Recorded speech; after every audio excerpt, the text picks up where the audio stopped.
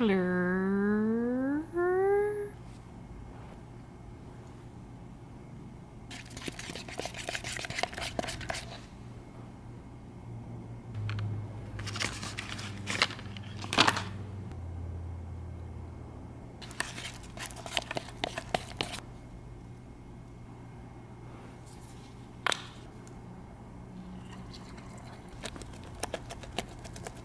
right, Bill, what do you think?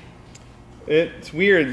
You made this yesterday. It's kind of cold, but it's kind of pizza dough consistency. Oh, that didn't work. Wait, here, let's use that hairdryer.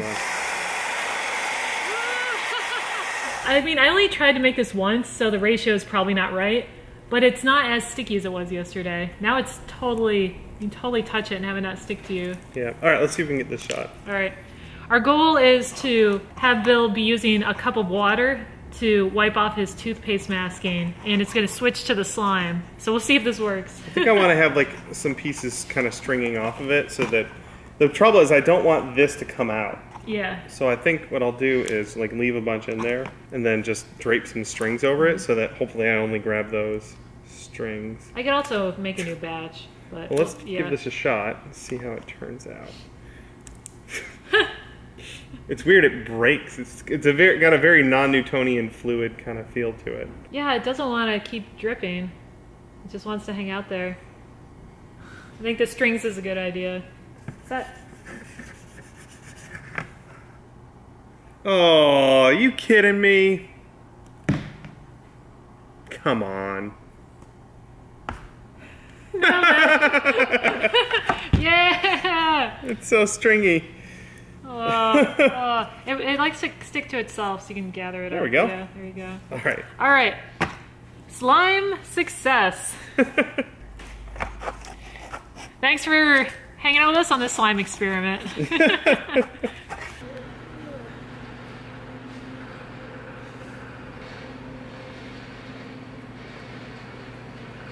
That turned out to be a lot heavier than I thought it would be. Unfortunately, we're gonna have to wait until next week for some more painting on the free-range chicken. Bill is home right now. He's sick. He has a head cold, but I'm making him take it easy and stay home and relax because I knew if he was gonna be here, he'd overwork himself and then be sick for longer. So I appreciate your guys' patience. To tide you over, I have a little project I'm working on for Emerald City Comic-Con, which is in mid-March. And Bill has his casual Cyberpunk costume, and I want to have one too to go along with him. So we went to the thrift store, and I started looking for just a cool, fun jacket. I didn't have anything particular in mind, except I wanted something that wasn't just a normal black leather jacket style. I wanted something with maybe an interesting texture. I can always paint it if I didn't like the color. And I found one that has both an interesting texture and an interesting color.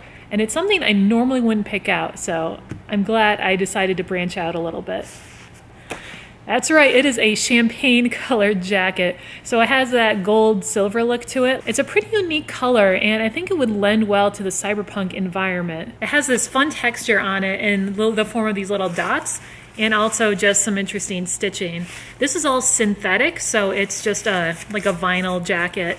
It turns out the jacket we made for Bill's Cyberpunk costume, the one he painted, that one was also synthetic. It felt a little bit nicer than this, but that took Angela's leather paints really well. The paint is still on there and it looks fine. So I thought about doing the same thing with this one. So I got this for like 15 bucks at our thrift store called Value Village. There is a couple things that are wrong with it, but it's all just cosmetic. And I'm gonna be weathering this thing a little bit, so it'll probably be fine, but it seems like this texture is very fragile. So you can see it's starting to crack here. It's really egregious around the collar, around this guy. So there's this wear going on. You can see right here. But I think that looks fine. I don't want this to all be clean anyway. I'm also really impressed that the sleeves are almost long enough. I have longer arms than the average person, so finding a jacket that doesn't like start up here is pretty exciting. So my thoughts are, I don't want to leave this entire thing gold. I probably don't want to mess with the fragile dot texture areas. So if I put paint on there, it'll probably crack as well. So those parts will stay gold. I probably don't want to mess with anything that's under the arm. That stuff has a lot of wear from just rubbing on the inner arm and the inner of the jacket. So probably gonna leave that the same. So I think what I'm going to start with is trying to mess with these panels here. My thought is I want it to be a different color, but also have a different kind of pattern on it. So I think I'm going to start with making this a different color, and if it looks like it's going to work out, I might add a pattern on top of it, either a freehand drawing one or maybe a stencil. We'll see how it goes. I have this big empty area on the back there, so maybe I'll add a cool logo or something. Who knows? Making up my own Cyberpunk costume, so I can do what I want. Pew, pew, pew. This is a close-up of the back of the jacket, and you can see here it has this fun like ribbing texture sewn on there. I might add something like a logo or something to the back, but until then, this seems like a really good area to test out painting parts of the jacket and see if the paint is actually going to work out. I can always just put some other kind of fabric on top of this later if I don't like it. That's actually another option. I thought about that, putting a panel of fabric over this, and I still might do that. I could get like a fun, interesting mesh, like a really big open mesh, and maybe stitch it on there. I have a container here of blue Angelus leather paints mixed with their silver paint. So it's a mix of blue and silver, and I think that would look really nice on this. The undershirt I got for this is a purple, so I'm going for more bright, interesting colors than just browns and blacks. So we'll see how well this stuff brushes down on this material. We did get a helpful comment letting us know that we should strip leather or synthetic leather of their outer protective layering. I'm not going to mess with that with this jacket. I'm more curious to see how well it holds up. This is something I'm only going to be wearing a handful of times, and if it does get beat up, I think that might actually look kind of nice. I got two sizes of brushes here, and I'm not going to paint this ribbing here. I'm just going to paint this part and I think this part. I think that leaving that gold might look really cool, but we'll find out. That's the fun thing about experimenting with your own kind of costume design, is that you don't have to be too accurate and you can go a little crazy. Like, I can just put this paint straight down and just cover a whole bunch of it. My hope is I can do this fast enough so it doesn't start to dry in the main area, so I don't get a lot of brush strokes. All right, now I'm gonna go in with my smaller brush. I already got some over the line there, so let me grab some water. Whoops, got a little bit over the edge. Everything's cool. Ooh, that looks kind of nice. Just having the blue being the texture of the fake leather, it looks kind of cool, but it's not really what I'm going for.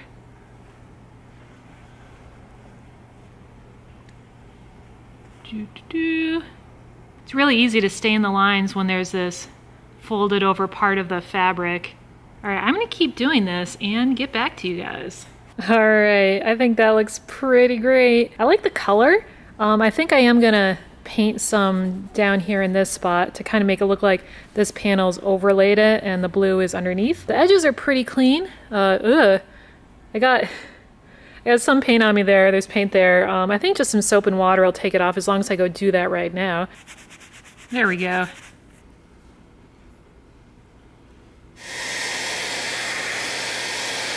There, it's pretty dry. Applying the Angelus paints is pretty easy because they're so creamy. They stay workable for a really long time, so I could just dump some paint on there and move it around. The downside is that they do stay tacky for like at least 24 hours. So this seems pretty good though. It's where it gets into trouble usually is if the paint folds on itself. Yeah, you can hear it. It's got like a little bit of tack to it. So I just want to make sure to keep this open up, but I am impatient and I'm gonna flip it over and paint the front. I'm really liking the color choice. This is starting to get more of a space vibe. Not cyberpunk yet, but this looks like it would be like an astronaut's jacket that like has their logo on the side and stuff, like maybe something from Mass Effect. I'm liking the vibe so far. We'll see where we go from here.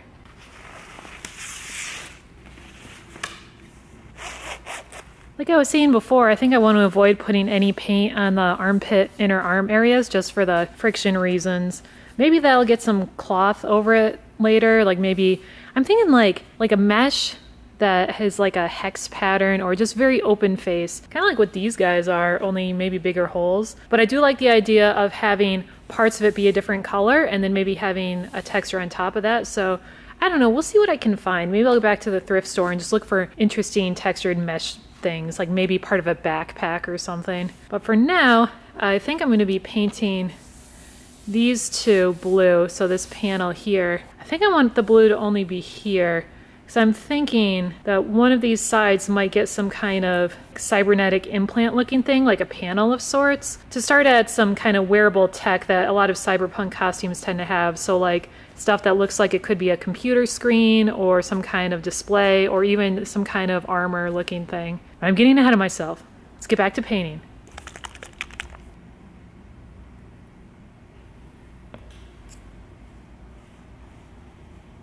There's a chunky something in there. Ugh.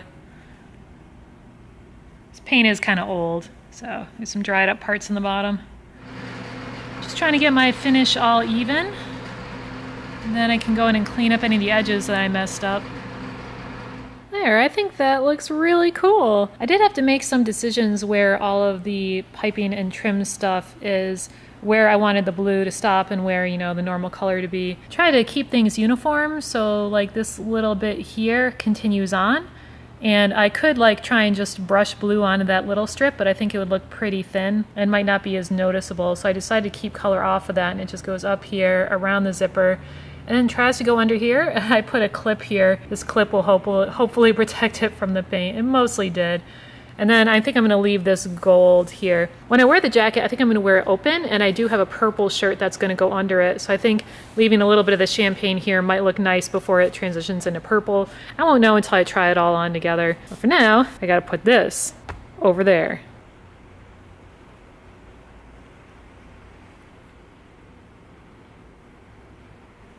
All right, both panels are done. And I also did some of the sleeve, and I thought that was a good place to have kind of a different color thing on the arm, since it already has this natural break here with a little bit of piping there. To have the arm keep its shape, I just put some crumpled up plastic in there to make sure that it wouldn't fold in on itself when I was painting, and that looks pretty good. I should try it on. And here we go. I do really like the elbow pads. Elbow pads. My elbow's right here because my arms are longer than the jacket, so this isn't really protecting me very much, but it looks cool, and that's the important thing.